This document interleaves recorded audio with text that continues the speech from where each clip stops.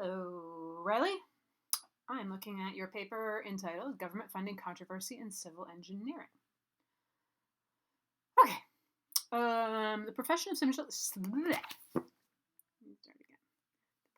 of civil engineers is described as a job that looks to better society and the environment by using math and science to produce the best quality of designs and structures that can be achieved. Their main job is to make sure that everyone is happy and that only good is produced for the client and the environment. Like many other day-to-day jobs, problems arise in their work, which causes sides to form. I think you mean which cause sides to form on how issues should be dealt with or run. How issues should be run? Even though the community of civil engineers look to provide good to the public, there are several underlying controversies that flood the field and cause much debate in daily work. One of the most controversial topics in the field of civil engineering is government funding and infrastructure. Whoa! So, the beginning of this, I was kind of like, where are we going? But then you're just like, very clearly stated.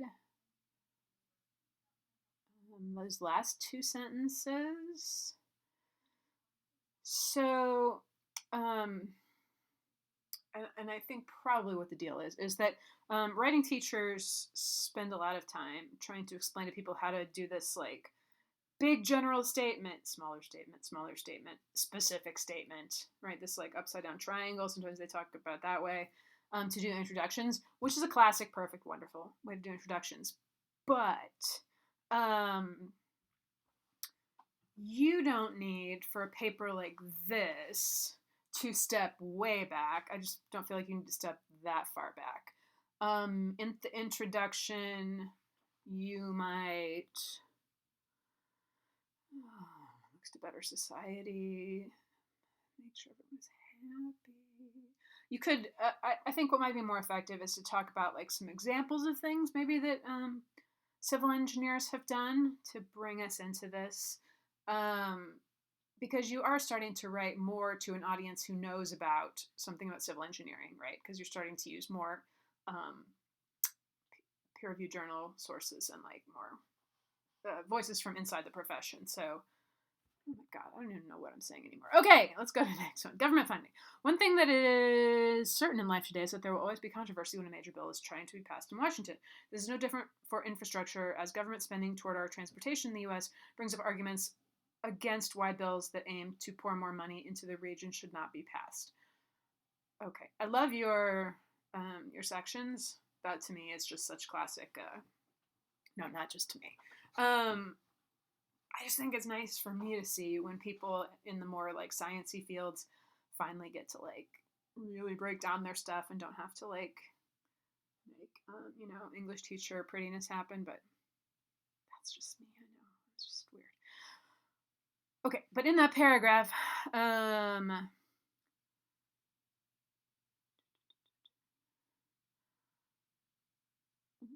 something that's making those sentences confusing is that there is no different why bills aim to pour money should not be passed. Like, you have multiple nots in there and no's, so, like, parts of it are negated and parts of it aren't. There's no difference for infrastructure as government spending. Period. That would help. Spending on our transportation in the U.S. brings up our I don't feel like you're really saying anything there, because it seems like you're just kind of mentioning that, like, people argue about how money should be spent, and I'm like, well, yeah. Maybe what you're needing to say is just something more general about how, like, when the government and civil engineers, like, in their relationship, like, there's a lot of back and forth as far as what people want the government to do. Maybe something like that. Okay. Argument against funding. One argument against the bill that wants to be passed states that the bill that wants to be passed? I don't know what that is. The prospect of federal funding can dampen state and local funding. While voters overwhelmingly support increased infrastructure spending, their strong preference is that somebody else pays for it. Well, I mean, of course. Although, when the federal government pays for something, I mean, Americans are paying for it. They're just getting from the big pot, right? Instead of the small local pot. So it's not like when the federal government comes in and builds a interstate highway through, from Kansas City to Lawrence. There is no okay, but my point is, when the federal government comes in and builds a highway or a bridge or whatever it is they build, some of that money is from Kansans because we're a part of the federal system, right? But some of the money, yes, is also from other places. Anyway, God, I'm sorry. I feel like I'm having a strong COVID brain in recording your response, but I'm doing my best. Okay. People want to better the infrastructure around them as they see flaws in the systems that need improving. Yes. Streets are a prime example of locations where upkeep and improvement is needed. Yes. Nobody enjoys driving over potholes or other breaks in the road as it may damage their own vehicle. Yes. So I feel like kind of sometimes when you get going, I feel like I'm kind of seeing in your writing now that, it takes you a minute to kind of settle in. I feel like once you're in a new subject, you're kind of like, I don't know. And then you're like, oh, here's what I want to say. Bam, bam, bam. Which suggests to me that when you are revising, especially in the future when I'm not your teacher anymore, just think about rereading and cutting out parts that don't say what you want them to say, because you probably will say it in the next few sentences. Okay, sorry. Another argument against the federal funding is that the federal projects take too much time and money to complete. A study from the Government Accountability Office showed that a federally funded sidewalk project built around the same time in the same county and by the same contractor was twice as expensive and took 3 times longer to deliver than a local project. This study brings up a fair argument in which projects on the federal level may not yield the same results a local or private project may yield on their own.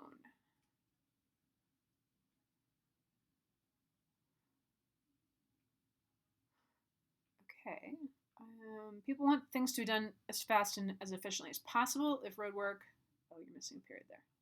If road work stretches on for weeks at a time, the general population that uses said road will be unhappy and irritated by the lack of progress made by the contractors.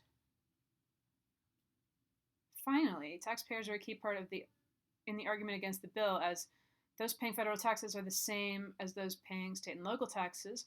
Sure, as I was saying, increasing federal liabilities for infrastructure reduces the ability of taxpayers to afford to pay for increased state and local infrastructure. Okay, so I think what this says is that when we pay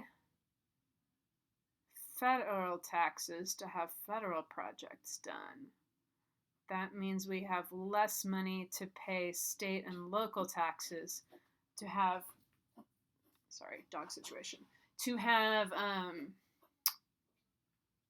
local projects done. Okay, the increase in taxes, who said we were increasing taxes?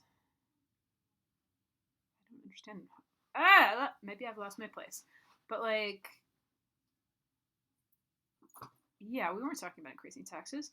It's always a heated debate, and the argument for the infrastructure bill is no different. Oh, okay, so you're talking about a specific infrastructure bill, I think. That's something you'll fix in your revision. Taxpayers won't want to pay for utilities. They're not being used by them and may be against a road across town to be repaved.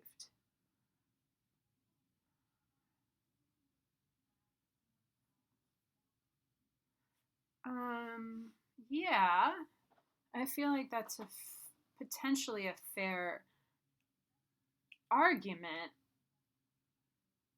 However, let's say, there's a lot of things that the federal government pays for that different citizens don't like. I mean, and that's what makes government complicated, right? Like we don't all, and the fact that we don't have a direct democracy, we have a representative democracy. So people go and talk these things out, but like no one comes to ask me, like, the part of the Lawrence taxes that you pay is going for, having the basketball courts open for additional hours. And I'm like, I've never played basketball. I never want to. Why is my money going to have the lights on? And, blah, blah, blah. Okay. Contract conflicts. In the world of construction, contracts play a major part in how the process plays out and how operations are done. Okay, so sorry, I want to say one more thing about this. Arguments against funding. So this section was about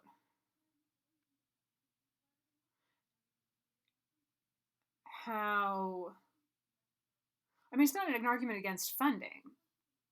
The first part of your thing is an argument to say local projects, with that example, they happen faster, they get done faster, people are happier with them.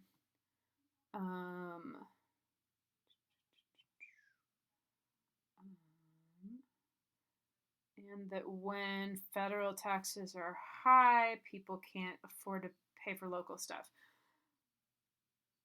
Okay, so I do have one more thing to say about that.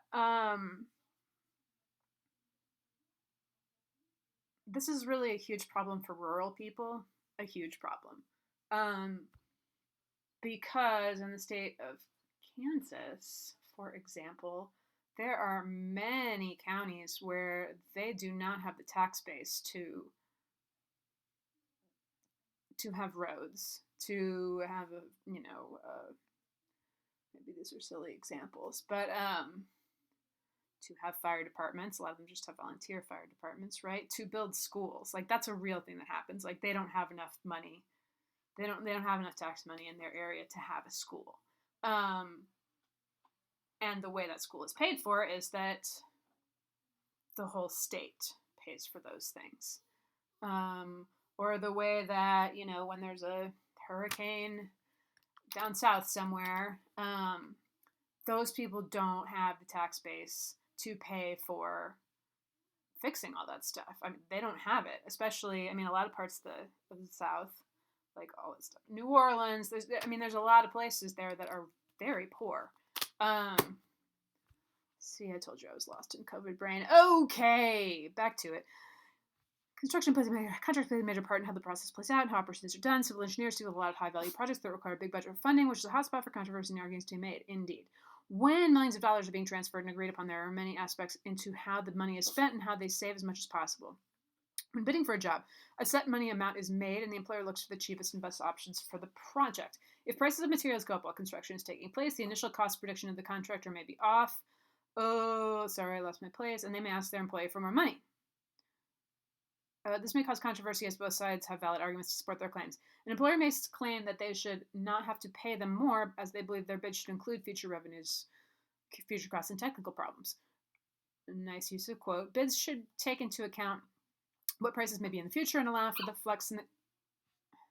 Sorry. Like, there's actually, like, a dog here. And he's actually... Okay.